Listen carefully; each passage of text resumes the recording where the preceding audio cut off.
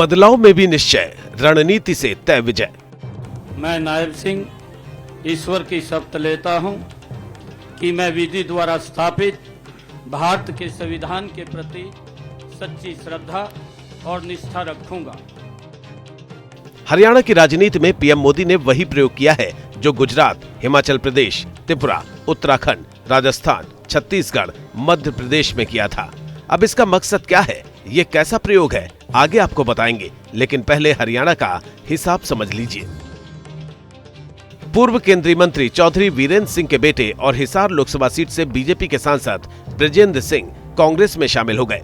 वहीं बीजेपी ने जेजेपी के साथ अपना गठबंधन तोड़ दिया, इसलिए बीजेपी ने सीएम फेस बदलकर नायब सैनी को मुख्यमंत्री बना दिया, जिसके समीकरण में पिछड़े वर्ग का फॉर्मूला भी फिट बैठता है। यानी हरियाणा के संकट को टालने के लिए यही मुफीद तरीका था, जिसमें निर्दलीय विधायकों के साथ स्थायी सरकार बनी रहे।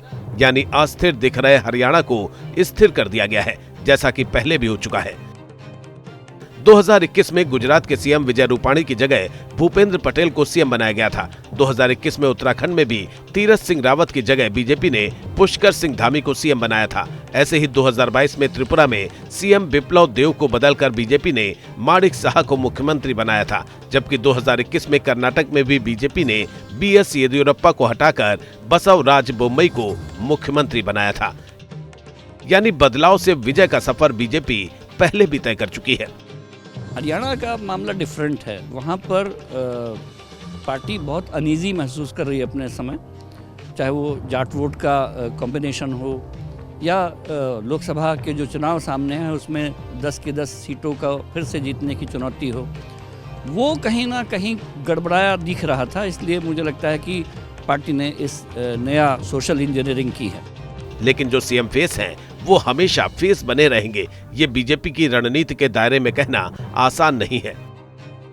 इसका प्रमाण यह है कि मध्य प्रदेश में बीजेपी का चेहरा बने शिवराज सिंह की जगह मोहन यादव को मुख्यमंत्री बनाया गया। छत्तीसगढ़ में भी बीजेपी का चेहरा बने रमन सिंह की जगह विष्णुदेव साय मुख्यमंत्री बने और राजस्थान में वसुंधरा राजे के फेस को पीछे करके बीजेपी ने भजन लाल शर्मा को मुख्यमंत्री बनाया।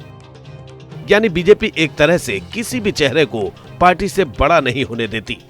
किसी की लोकप्रियता के मार्ग में कोई पार्टी आड़े नहीं आ सकती। आप अपनी लोकप्रियता खुद बनाते हैं, बिगाड़ते हैं।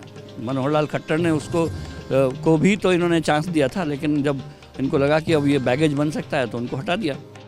बीजेपी की इस रणनीति का एक और प्रमाण है विधानसभा चुनाव में केंद्रीय मंत्रियों को उतार देना। यानी जीत के लिए बीजेपी हर वो कदम उठाती है जिसे समझ पाना आसान नहीं है। पार्टी समझ बहुत ट्रांजिशन के दौर में है और पार्टी ने देखा है कि हमारा जो सबसे बड़ा ब्रांड है, जो ब्रांड मोदी है, वो काम कर रहा है और ऐसे में वो एल्बो स्पेस है उसके पास, किसी को भी बदलने का, किसी को भी चुनने का, किसी को भी सामने लाने का। तो जब आपके पास लेवरेज होता है तो आप उसका फायदा उठाते हैं। यानी बीजेपी के थिंक टैंक्स बदलाव से विजय की रणनीति पर गहराई से अध्ययन करते हैं। यही वजह है कि बदलाव भी होता है लेकिन विरोध कोई नहीं कर पाता।